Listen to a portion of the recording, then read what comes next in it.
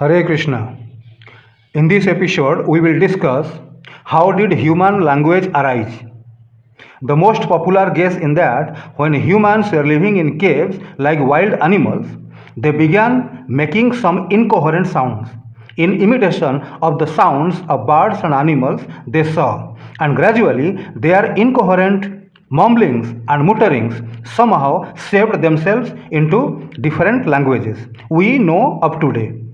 That is what most modern so called scholars believe and teach in schools, colleges, and universities. But as regards the origin of different languages, there is no unanimity among the scholars. Yet, hardly ever are there differences aired in public.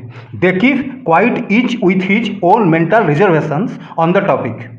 They also take care not to tread on each other's toes regarding the origin, antiquity, and interrelation of different languages. Some tend to regard various languages as belonging to a group but not related. Some dictate a distant relationship while others claim a close relationship between different languages or only between different groups, inter se.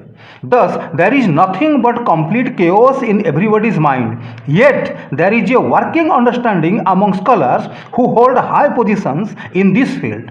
The understanding is never to press one another too hard or subject a colleague to too close and too embarrassing a cross examination.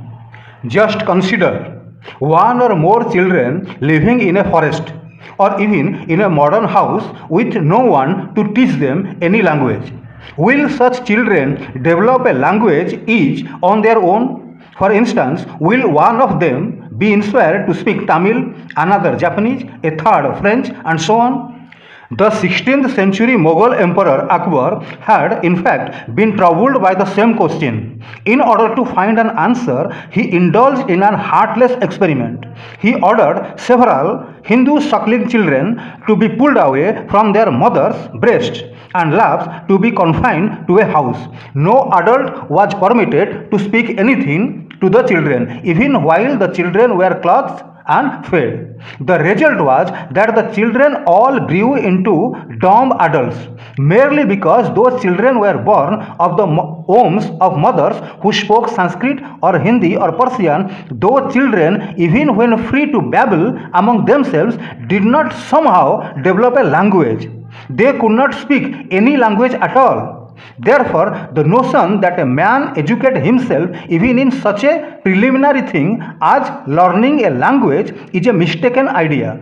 All knowledge has to be imparted by a superior to an inferior. That is why in educational establishments, the endeavor is always to employ highly qualified staff, even for very low standards. If man could educate himself, then why are children sent to school or taught at home? Even the great discoveries we talk of are made only on the basis of the training or education imparted to the genius by the seniors. Even there, the discovery is made through some divine intuitive flashes, even as there are gifted brains which work out long-winded and complicated mathematical calculations in a trice like a computer.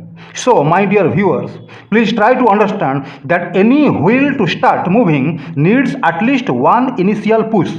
Any factory to start production needs some superior brain to provide the first prototype and power.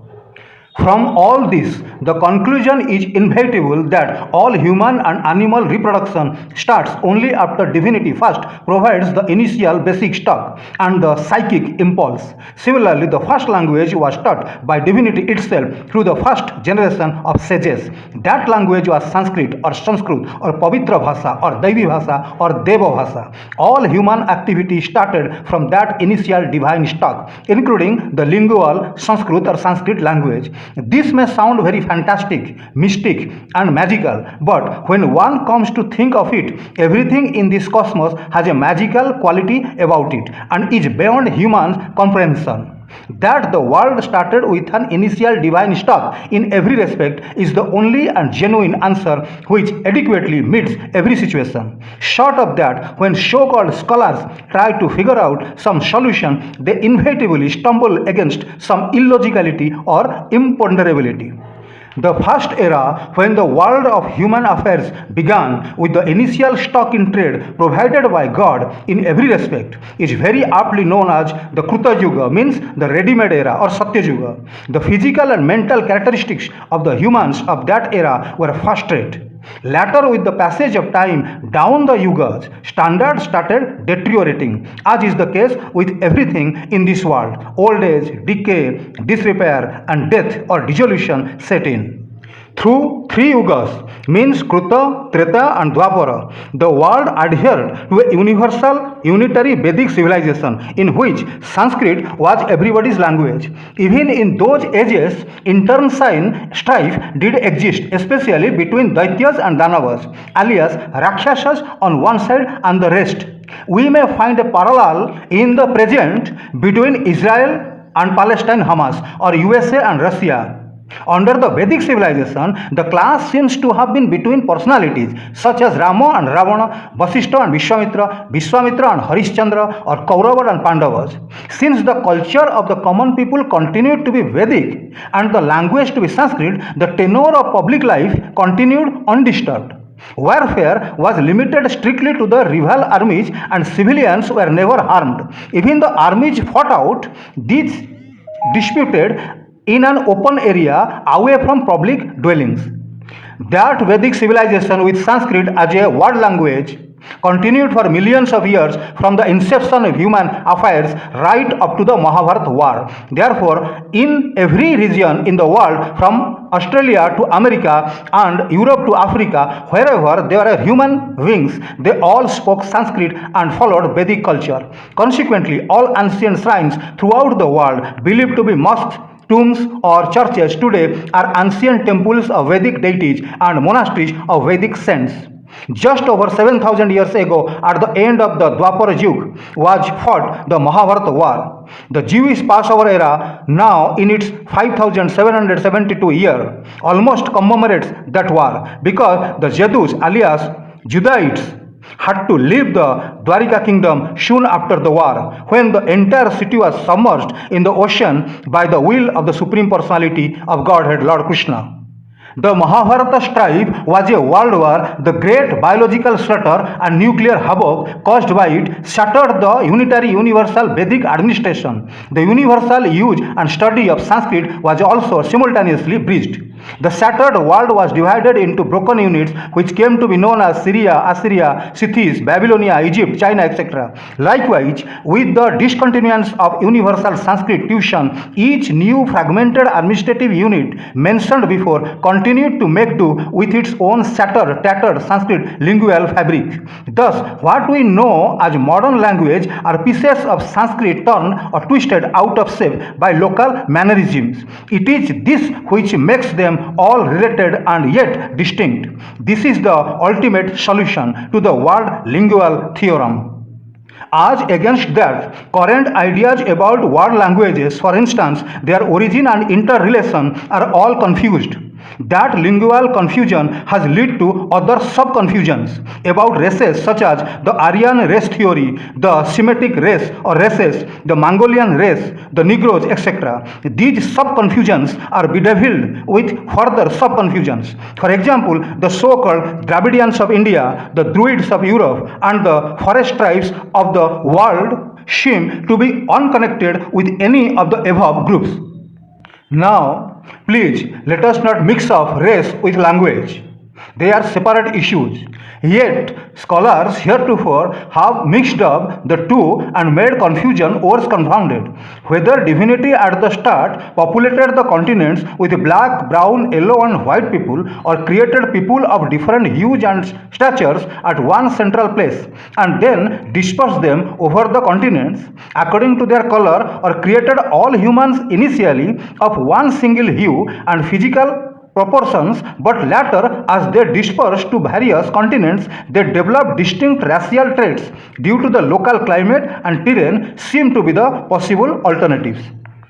According to the traditional Vedic spiritual science, all the living entities like birds, beasts, aquatics, insects, trees, mountains, including human beings, etc., were created by Lord Brahma in a gradual process, step by step, according to the need of the creation. But we must not forget that the wisdom to create, means buddhi, was given to Brahma by the Supreme Lord Krishna before creation. Please read Srimad Bhagavatam.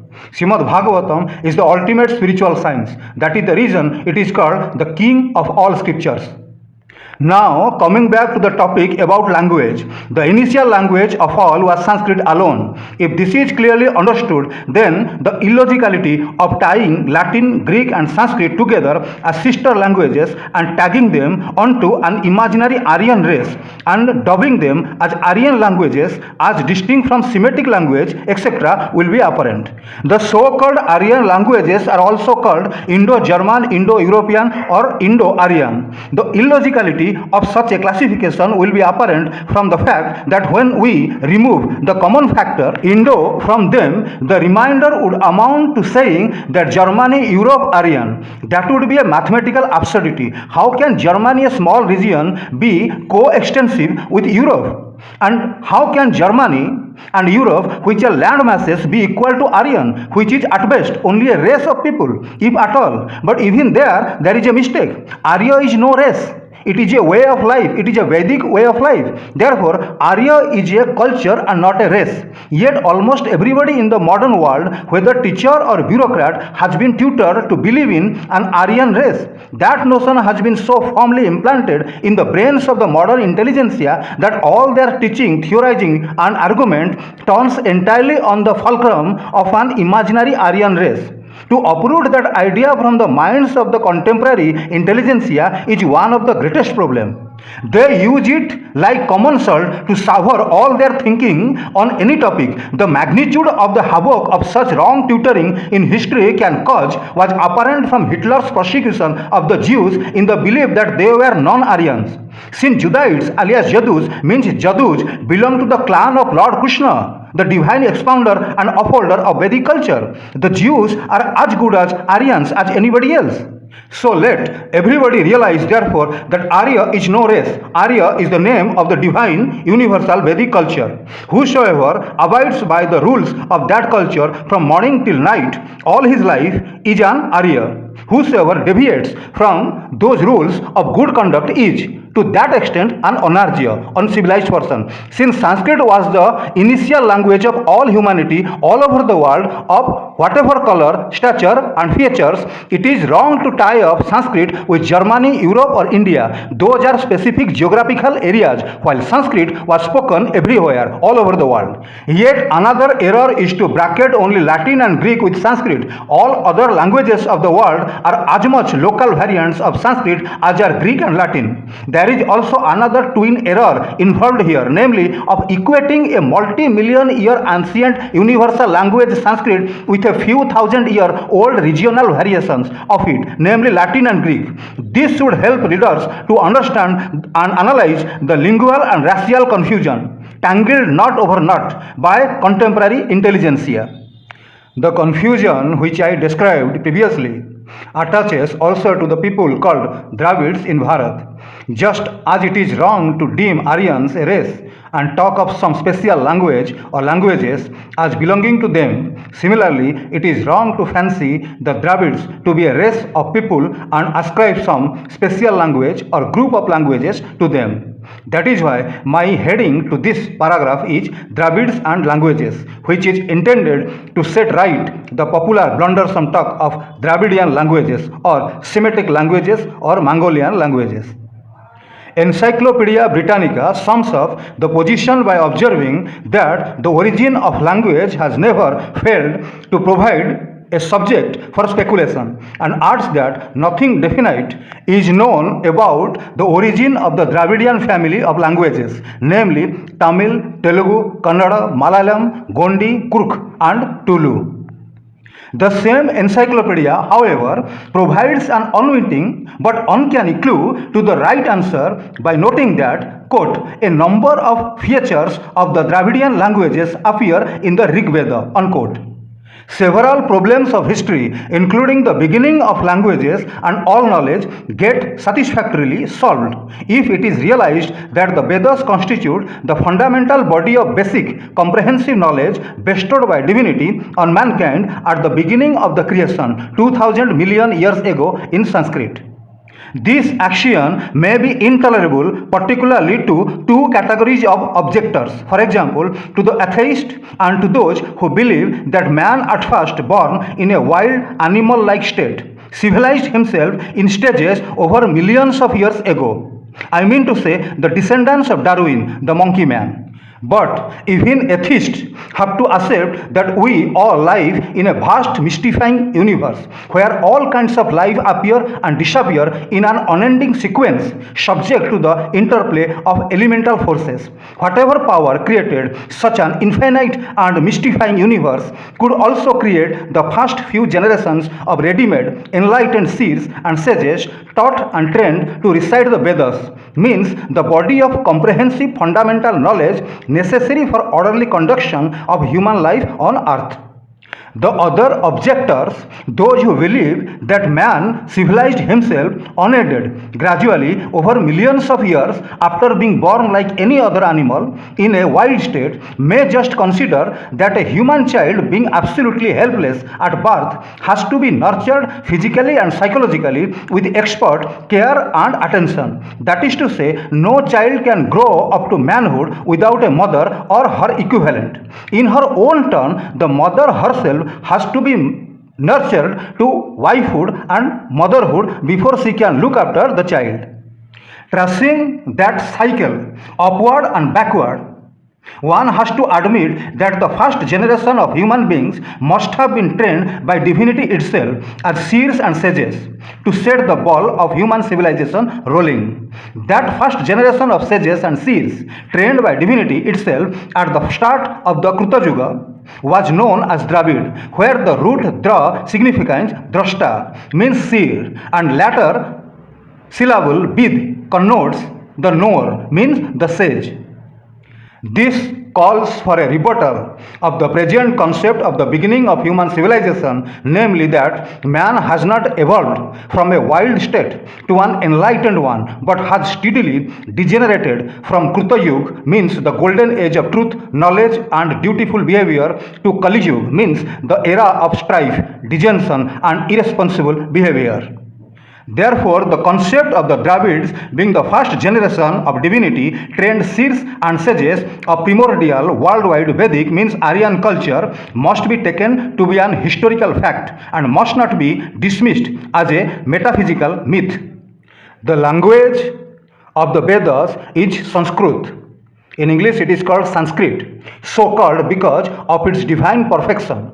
Its other synonyms, for example, are Sura Bharati, Deva Bhasa or Daivi Bhasa or Grivan Bhasa. All point to its divine origin. Vedic Sanskrit is the basic ancestral language of the world and not of India alone, because of its antiquity and also because the Vedas were bequeathed to all mankind. There is also other comprehensive historical evidence to prove this. Please remember, all other languages, whether of the East or West, developed as regional prakrutis. The very word prakruti signifies a language shaped out of another, means out of the divine Sanskrit. That is why all languages of the world can be traced to the language of the Vedas. Encyclopedia Britannica therefore rightly notices an affinity between Rig Veda and Dravidian languages. The very root Vid is common to both Rig Veda and Dravid. Sage Agastya or whosoever else and his group formed the first generation Dravids, through whom the Vedas were bestowed on mankind by divinity not only in Bharat but even in Europe. As proof, one may cite the word August in European languages. August, the European month. The title August applied to Roman emperors and the Druids, means priest, who dominated social life in ancient Europe. Druid is the European variation of the Sanskrit term Dravid. As an incidental clue, one finds the Shiva Samhita listed in the literature of the European Druids. This disproves the fancied hostility between Aryans and Dravids. It must now be realized that Vedic culture is otherwise known as Aryan culture, and Dravids were the first generation seers and sages who spread Aryan culture throughout the world. Those two terms are therefore complementary and not mutually exclusive or antagonistic. Tamil, Telugu, Kannada, Malayalam form the four main Dravidian languages in India. In modern parlance, the term Dravid connotes South India. The four languages grouped as Dravidian because they pertain to the Dravid region, all difference in their scripts, phonology and grammar. Similar is the case with other regional groups too, such as North Bharatiya, European and the so-called Semitic languages. And yet they are all Prakritis, means shaped out of Sanskrit. It is currently mistakenly assumed that Prakritis preceded Sanskrit. Thus, each language bears some regional affinity to neighboring languages on one hand and to its remote ancestor Sanskrit on the other. This applies to Tamil too. The phonology of the Tamil alphabets is the same as that of Sanskrit, while its theological, social and moral thought content is identical with Vedanta. Wide ramification from a common origin is a common rule applicable to all aspects of human life, including linguistics. Like biological cells, the multiples, while bearing some similarity to the original, continue to diversify from generation to generation. Therefore, if Tamil appears different, that is not from lack of affinity to Sanskrit, but from its antiquity and its generation gap. The wider the diversity, the greater the time gap is the basic principle. It should therefore be realized as a basic fact of every aspect of human civilization, including linguistics, that the Vedas and their language Sanskrit form the origin of all human knowledge, including speech. Consequently, Panini's Sanskrit grammar must be regarded as the grammar of all grammars. Thank you very much. Hare Krishna.